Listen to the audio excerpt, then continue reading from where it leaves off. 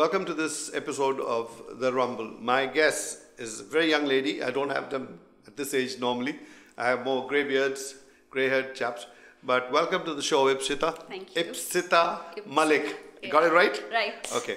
She is from Calcutta and, well, by way of many places in the world, she's now here in Chennai. So tell me, what is it that brings you back to the city? When I say back, you had gone away and now you're back. Yeah, right. Actually, I did my graduation from Chennai and kind of emotionally attached to Chennai. Okay. So when I was coming to Chennai, my friends were saying, why Chennai? Out of all the places, you can go to Delhi, you can go to Mumbai for your studies. I was like, no, I want to explore Chennai, something new for me. You actually picked this city out of nowhere? You know, my sister was here, so she gave me option. You really want to come to Chennai? I was like, yes, I want to explore the new place. That means you had come here and checked out the city before with her? No, I didn't. Oh, just blank, like a blind call? Yes. Okay. Because people were saying me, no, don't go there. I wanted to come here. So when I came here, I really liked the place and it gave me a lot of things, a lot of success and kind of emotionally attached to the place. So I'm back here. All right. What drew you to this place? Anything special? Actually, I started my first movie. See, I was a very shy girl, very introvert. So I find that hard to believe. Yeah, okay, that was true. So I studied from Ethiraj College in Chennai. Okay. So while I was doing my graduation, I got selected for my first Tamil movie. So when I told my family about it, they were like, oh my God, a girl who's so introvert, who's so shy, how can she go into this line? But that actually changed my life and brought so many changes. So what was this movie or what was it called? It was Kai Pesi and okay, yeah. And what does it mean? This means phone call. Yeah. Kai Pesi, okay, Yeah, like a telephone. Telephone, yeah. All right. And that was like recently or something? No, it was around 2-3 years back. And then started my career. You know, I did a lot of movies in the South also and Hindi also. I did a serial for Sahara One. I did shows for Channel V. So, you know, I used to move Mumbai, Chennai and everywhere. And so is there a huge gulf between the two areas of this country? I mean, what happens in the Hindi area and what happens here? No, nothing like that. People are actually friendly. It's all the same, basically. Yeah, it's all same. It's you have to be talented for that, I guess. Okay. And it's all same everywhere. And spontaneity, is that part of you said you were very shy, but you obviously when you go into cinema and television more than anything else, you need to be spontaneous. So how did you get over that, your initial... I guess my initial phase was really bad because I used to go for work. I never used to talk to anyone. I'm like, okay, fine, I'll do my work and I'll get back home. So what, you just write the lines down and just say that? Say that. And I used to cry because I didn't know Tamil. So it was a very difficult situation for me. You know, I just used to mug the dialogues. Why cry? I never used to because it was new for me. Tamil is actually difficult. But it's like a voluntary thing you're doing. Nobody beating you over the head saying, go act. I had to. This was something, you know, when I told my family that I wanted to act, they were actually very supportive. And I thought, why not? You know, there was a phase when I changed myself, you know. I saw myself as a confident person after that. So this was something I really liked, you know. So now you are back here to start a business, from what I understand. Yes. When I went to Mumbai, I started my personality development classes. And somehow it went really well. I had students... I'll tell you about my last session. There were around 25 students who came there and about 15 of them were in depression. And when I asked them why and for what, then they said just one thing, you know. They were not able to move on from their last relationship, you know. So everyone was just crying and was in depression for the same reason. So it's always an emotional thingy that's blocking progress. Right, exactly. And how did they get into that? I mean, is that norm? I mean, all these 20 girls were 20 out of 20 or was it 20 out of 100 who had a problem? No, for me it was like 20 people. Out of them 15 had the same problem. So majority of them were in the same problem. Okay. And then I thought, why not help them, you know. I started that with Mumbai and I'm planning to again do that in Chennai.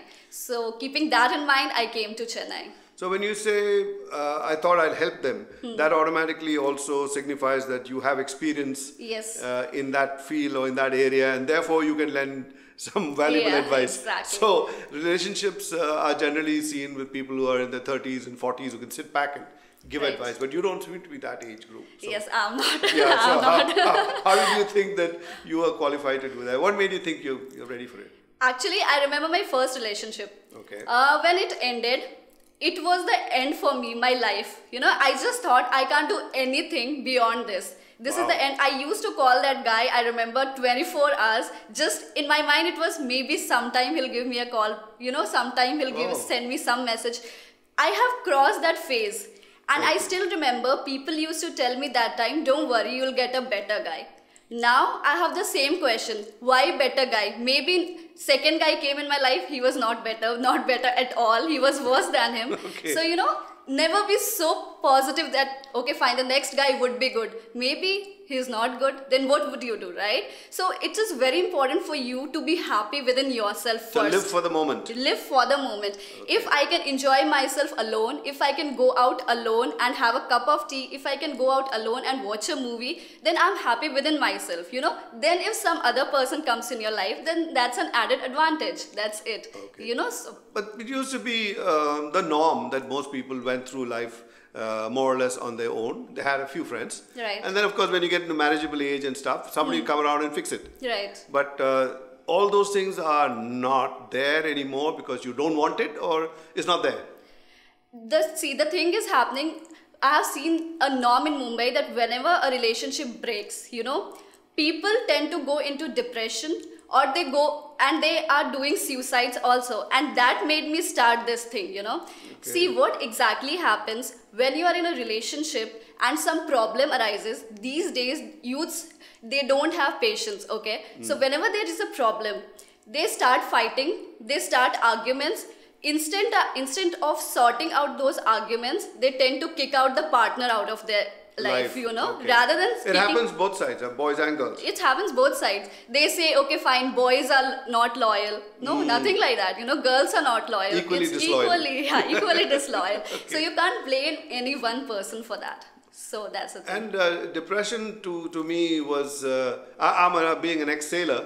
For me, depression was a weather phenomenon. You know, there's a depression in the bay, the winds are going to pick up, it's going to blow like crazy. But this depression in life, you know, in your head, is this something new, or has it always been there? You think it's always been there?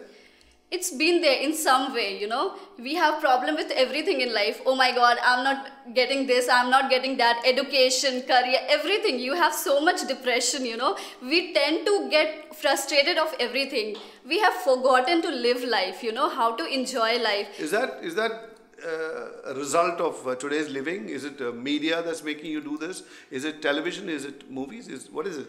It is actually because of competition or social networking sites, you can say. What I see, whenever I see something, I see, oh my God, this person is enjoying in his life, you know. They put so many goody photos, you know, enjoying with their boyfriends. And I'm like, oh my God, she's having such a good boyfriend. I'm not having. What am I having, you know? So that sense of maybe he's not enjoying life, or she's not enjoying. Like Facebook is something, you know, you can put any picture and you say, mostly fake. Mostly fake. Could be called fake book. All right. So when you come back, we'll ask her how do today's girls handle all the pressures? I mean, they're seeing movies where everybody's having such a great time, and your life looks barren. But she says it's not so. So we'll find that when you come back. So when did you think you've gained enough experience to actually go and advise others on how to handle breakups, makeups, and all the rest? Breakups. Yeah, actually, I have seen a lot of it. I started counseling my friends, first of all, you know. This is after your experience in Chennai? Yeah, long back. I am saying, was like, it was Bombay? more from my college, you know. Like, I used to have friends. I used to advise them, and somehow I saw that I could make some change in them, you know, my friends. So that I used to do as in friendship. But then when I went through this, and when I realized that, oh my God, this is actually a bad thing, you know, that breakup and that depression and that, you know, feeling that I want to do suicide, I don't want others to face that. So I thought, why not? You actually went through a phase like that? Or close to it? Maybe close to it, but I guess I became, that time I just decided, okay, fine, I'll leave everything for time. Time heals everything. People don't realize that. What you're feeling right now, you'll not feel after 1 year. Sure, you just laugh it off, you know. Yeah, exactly. I mean, you laugh off everything. Your parents pass away, you just say, oh, that's terrible, but after some time, they're gone. Exactly. Yeah, but it's not normal these days among kids? No, because people don't feel in that way.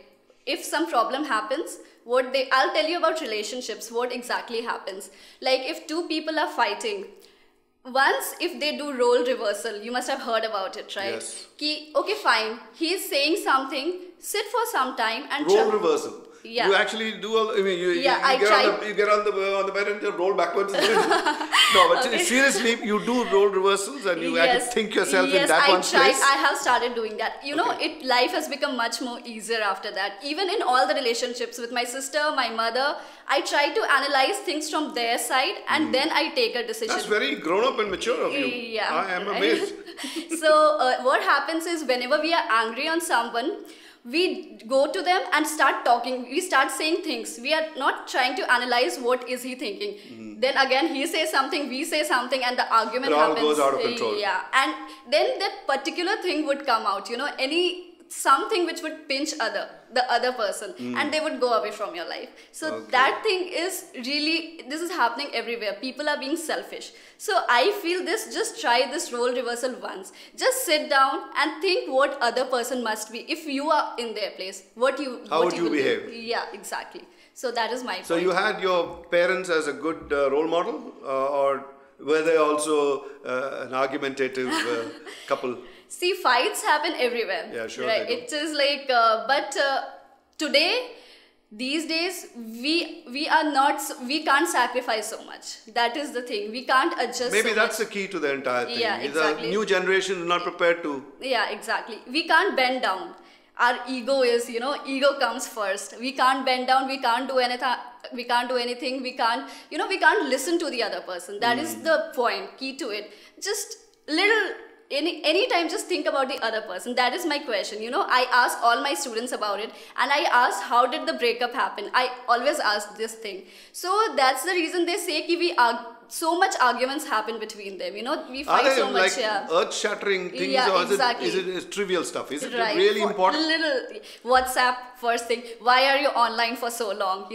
I can see you online on WhatsApp 24 hours. So that is the question they ask. So we don't try to give space to each other, possessiveness, so many things happen. So, both sides have to sacrifice a little bit to have a good relationship. That is very important. But even in today's world with grown-up people also, and not everybody knows all these things, how to give space, which is why there are divorces happening. Right. But you think it's going to multiply and accelerate away if they don't learn to handle it? Exactly.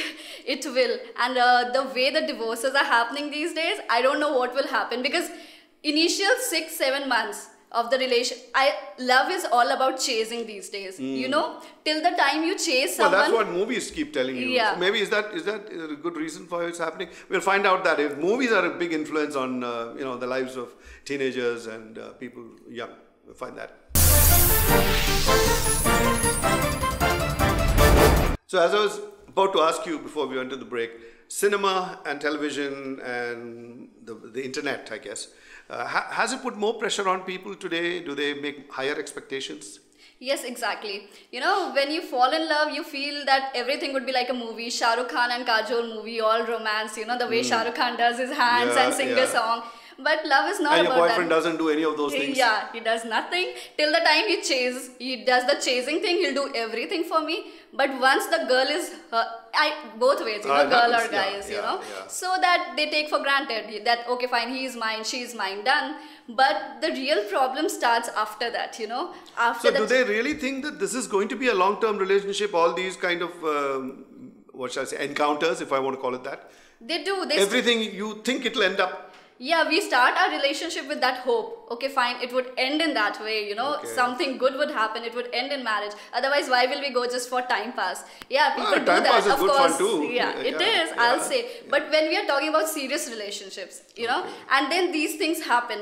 So the thing is, don't think that love would be very easier for you. You have to compromise. And if you think, okay, fine, people would accept me as I am, then just go in front of mirror. Are you really perfectly fine? You have to improve few things about yourself, You can't be perfectly okay. You are not. So just learn what are your mistakes. What I do is I take a notebook, and from all my past relationships, I just try to see what mistakes I did, not the other person. That means you recognize them as mistakes. Exactly. You know them. Exactly. So whenever I talk about about my relationships to any other person, I always think about my faults, not what the other person, and let him go, whatever he did, I don't care. Okay. But what I did, was I being too possessive? What was I doing? So I always try to think about it. So that is very important for you, for your next relationship. So this all also assumes that girls are recognizing that they need help. That itself is a huge acknowledgement. Not everybody can do that. Right, exactly. Think that I need help. How does that happen? Is that common today? It is very common, you know. People think that taking help is something, you have a psychiatric problem or something. It is not that. Everyone needs help in their life, you know. If in order to move on, in order to do something, you just need help. Parents can advise you, someone can advise you, but you can't say everything to your parents. You can't say everything to your friends, you know. Yeah, so you need help in that way. So when I take sessions of my students, and whenever they come with problems, so I try to tell them, you know, this is not the end of your life. You have many things to do. Think about your parents who have done so much for you. You are sitting in your room crying for that other person, but what that other person is doing, you never know. They're right? probably laughing with joy. Yeah, exactly. And that is the problem. They see in Facebook that the other person is doing something with other girls or other guys, and then they are not ready to move on. Oh God, how can he do that? You know, that means relationship. So is it probably a mistake to go and tell everybody that you have a relationship going? Shouldn't you just shut your mouth and just keep it to yourself till it actually works out?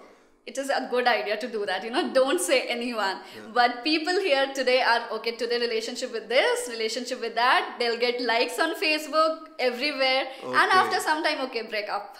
So for one person, it is very easy to move on. So it's that likes that is killing people.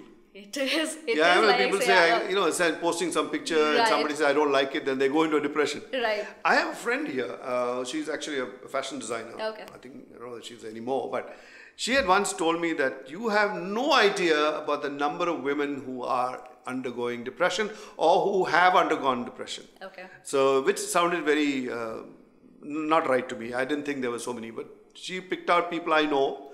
He said, that one went through that, that one went through that, she was still suicidal, this one. They look like normal, adjusted people. So you can't look like a depressed person, can you? Is there a sign that, can you pick out?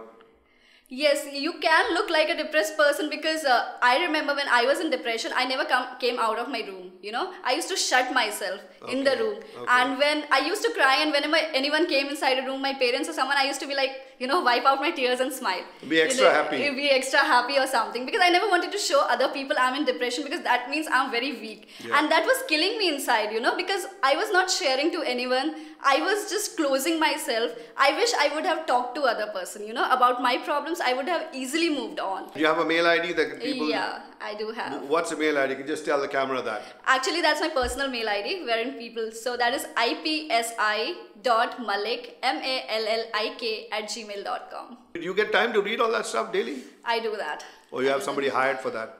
No, I do personally myself, because, you know, what happens is when you go through something in life, I'm not only doing this, I'm doing other things also. Like I started my company because I wanted to change people's communication skills, personality development, the way they talk, the way they walk. Dress, so, this, that, that. So I started my company with that. But there were so many people who came with that problem, you know, that breakup, that suicide, that this thing. So I did research on that basically. So your counseling sessions must be a lot of fun, listening to a lot of people with very intimate stories about what they're all about, and you comfort them and send them and say, don't jump off the building on your way down. Yeah, so I take a proper session with them. It's basically, see, nobody can motivate you. You have to motivate yourself, you know. I can just help them. It should come from within, that I want to move on. People advise so many things. Okay, go and talk to people, go out, do this, go for shopping, and then you'll move on. Have you ever thought that you could run a television program? Being an agony aunt, just answering questions. There are so many people, if you say they're all depressed, I'm sure there'll be so many queries. Right, exactly. Would you like to do one like that? Of course, I would love to do that. Yeah, it has to be in English, or can you speak it in any other language? English, Hindi, anything. English, Hindi by itself, English by itself, or a mix? Mix, maybe. Mix would be better. Yeah, mix would be better. Anyway, I think now, having talked to you, it looks like you are filling a certain gap, I would say, in the market. Yeah. People do need your help. Right. And Ipsita, I wish you every success. Thank you so much. Go out there and crack the numbers. Though it's a bad thing to have so many clients for I know, depression. Yeah, that's true. But still, good luck to you. Yeah, thank you Thanks so much. for coming. Yeah, Thank pleasure. You. Thank you.